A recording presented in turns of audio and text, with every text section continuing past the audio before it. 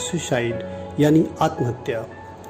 जैसा कि इसके नाम से ही स्पष्ट है, आत्महत्या यानी जानबूझकर अपने आप को जान से मार लेना। जब व्यक्ति अंदर से पूरी तरह से टूट जाता है, जब उसे लगने लगता है कि अब सब कुछ बेकार हो गया, सब कुछ खत्म हो गया, दुनिया में कोई नहीं है जो उसकी मदद कर सके, वह दुनिया का सबसे खराब और असफल व्यक्ति है। उसके होने या नहीं होने से परिवार या समाज पर कोई फर्क नहीं पड़ता। ऐसी स्थिति में व्यक्ति को जिंदा रहने का कोई मकसद नजर नहीं आता और वह आत्महत्या करने को मजबूर हो जाता है। आत्महत्या अक्सर निराशा के चलते की जाती है, जिसके लिए डिप्रेशन, शराब की लत, मादक दवाओं का सेवन, आर्थिक तंगी और सिजोफ्रेनिया या मूड डिजॉर्डर जैसी मानसिक बीमारियों को जिम्मेदार ठहराया जाता है। कभी कभी पारस्परिक संबंधों में परेशानियां भी व्यक्ति को आत्महत्या करने के लिए मजबूर कर देती है।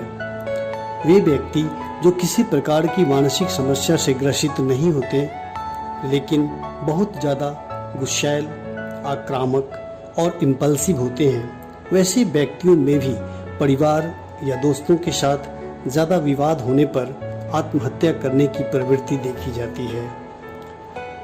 जो व्यक्ति मेहनत बहुत करते हैं पर बार बार असफल हो जाते हैं और परिवार वाले उन पर भरोसा नहीं करते, ऐसी स्थिति में व्यक्ति अंदर से टूट जाते हैं। उनमें आत्मविश्वास की कमी होने लगती है। धीरे धीरे उनमें अपने लोगों से बचने की प्रवृत्ति बढ़ने लगती है। वे किसी भी प्रकार की पार्टी जैसे शादी ब्याह, बर्थडे या अन्य सामाजिक उत्सवों में जाने से बचना चाहते हैं। यदि काफ़ी दबाव देने पर जाते भी हैं तो लोगों की नज़रों से बचकर किसी एक तरफ बैठना चाहते हैं। ये हीनता की भावना से ग्रसित हो जाते हैं। ऐसे व्यक्तियों में भी आत्महत्या करने की प्रवृत्ति पाई जाती है। व्यक्ति जब किसी ऐसे उलझन में हो जिसका दूर दूर तक कोई समाधान नजर नहीं आ रहा हो, बात बात पर परिवार में विवाद हो रहा हो, कर्ज के बोझ से दबा जा रहा हो और कहीं से उम्मीद की कोई किरण नजर नहीं आ रही हो, बॉयफ्रेंड या गर्लफ्रेंड का टेंशन चल रहा हो, ऐसी परिस्थिति से परेशान होकर भी व्यक्ति में आत्महत्या करने की प्रवृत्ति देखी जाती है। बचपन में हुआ यौन शोषण या अधिक उम्र के लोगों में दूसरों पर बोझ होने की धारणा भी व्यक्ति को आत्महत्या करने के लिए प्रेरित करती है। वर्तमान में कोरोना जैसी महामारी के चलते परिवार के किसी सदस्य या मित्र का खोना, इस लॉकडाउन में नौकरी का छूट जाना या वेतन में कटौती और जिम्मेदारियों का बोझ भी आत्महत्या के जोखिम को बढ़ाता है। मीडिया, जिसमें सोशल साइट्स भी शामिल हैं, आत्महत्या को बढ़ाने में एक महत्वपूर्ण भूमिका निभाता है। ये आत्महत्या का चित्रण प्रमुखता और दोहराव के साथ करते हैं, जिनका वैसे लोगों पर बुरा प्रभाव पड़ता है जो पहले से ही उदासी और मानसिक परेशानियों के दौर से गुजर रहे होते हैं। आत्महत्या से संबंधित न्यूज़ को बार बार देखने या सुनने पर ऐसे व्यक्तियों के अंदर निगेटिव थॉट्स की तीव्रता बढ़ने लगती है। इनके मन में कुछ इस प्रकार के विचार आने लगते हैं, जैसे मैं दुनिया का सबसे असफल इंसान हूँ और अब मैं कुछ नहीं कर सकता, कोई मेरी मदद नहीं कर सकता, सब कुछ बर्बाद हो गया, फिर जीने से क्या फ़ायदा, अब मेरा जीना बेकार है। यदि मैं नहीं भी रहूं तो परिवार या आसपास के लोगों पर कोई फर्क नहीं पड़ेगा। यदि मैं नहीं रहूं तो परिवार के लोग ज़्यादा सुखी रहेंगे। अब मेरे लिए आत्महत्या करने के सिवा दूसरा कोई रास्ता नहीं है। लगभग हर साल दुनिया में 8 लाख लोग आत्महत्या करते हैं। नेशनल क्राइम रिकॉर्ड ब्यूरो के अनुसार भारत में हर साल करीब 17,000 लोग आत्महत्या करते हैं। जहाँ तक ऐसे लोगों के ट्रीटमेंट की बात है तो सबसे पहले ज़रूरी है ऐसे लोगों की पहचान करना।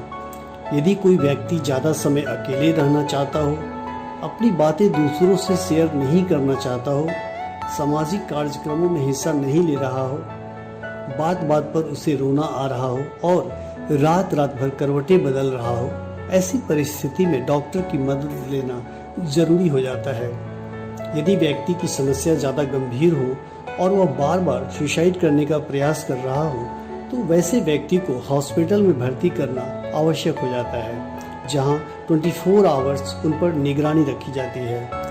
आत्महत्या करने वाले व्यक्ति के मस्तिष्क में सेरिब्रोस्पाइनल फ्लूइड और सेरोटोनिन का स्तर सामान्य से कम पाया जाता है, जिन्हें डॉक्टर मेडिसिन की सहायता से सामान्य स्तर पर लाने का प्रयास करते हैं। जैसे जैसे इनका स्तर सामान्य होता है वैसे वैसे व्यक्ति अंदर से अच्छा महसूस करने लगते हैं। जब व्यक्ति की परेशानी शुरुआती दौर में हो या हॉस्पिटल से डिस्चार्ज होने के बाद व्यक्ति में दोबारा इस तरह की प्रवृत्ति डेवलप नहीं हो, इसके लिए कॉग्निटिव बिहेवियर थेरेपी और रिलैक्सेशन एक्सरसाइज द्वारा उसके अंदर की नकारात्मक सोच को सकारात्मक सोच में बदला जा सकता है। ऐसे लोगों की काउंसलिंग काफ़ी धैर्य और सहानुभूति के साथ करनी पड़ती है। जैसे आप उन्हें ये कह सकते हैं कि आपकी मनोदशा देखकर लग रहा है कि आप काफ़ी परेशानी में हैं और आपको लगता होगा कि आपकी परेशानी हमेशा आपके साथ रहेगी,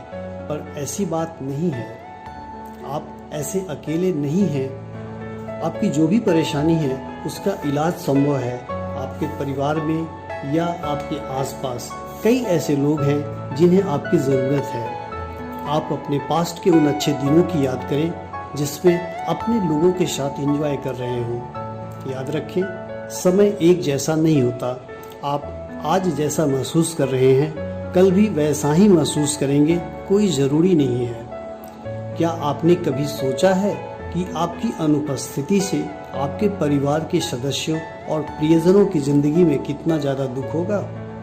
ऐसी बात नहीं है कि आपकी ज़िंदगी में सिर्फ और सिर्फ नकारात्मकता ही भरी हो। जरा अपने सकारात्मक कामों को तो याद करें जिससे आपके अपने लोग कितने लाभान्वित हुए थे। आपको ऐसा क्यों लगता है कि अब मेरे लिए आत्महत्या के सिवाय दूसरा कोई विकल्प नहीं है? आप बातों को मन में दबाकर नहीं रखें, अपनों के साथ शेयर करें, कुछ न कुछ समाधान अवश्य निकलेगा।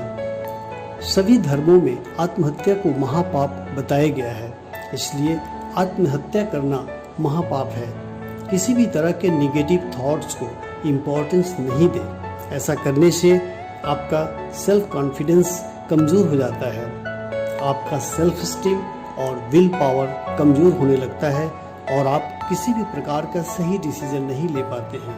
अपने कॉन्फिडेंस लेवल, सेल्फ स्टीम और विल पावर को स्ट्रॉन्ग रखने के लिए मेडिटेशन और रिलैक्सेशन का नियमित अभ्यास करें। ऐसा करने से किसी भी प्रकार के स्ट्रेस का सामना करने में आपको परेशानी नहीं होगी। याद रखें कि कोई भी समस्या स्थायी नहीं होती, बस ज़रूरत है उसका डटकर मुकाबला करने की।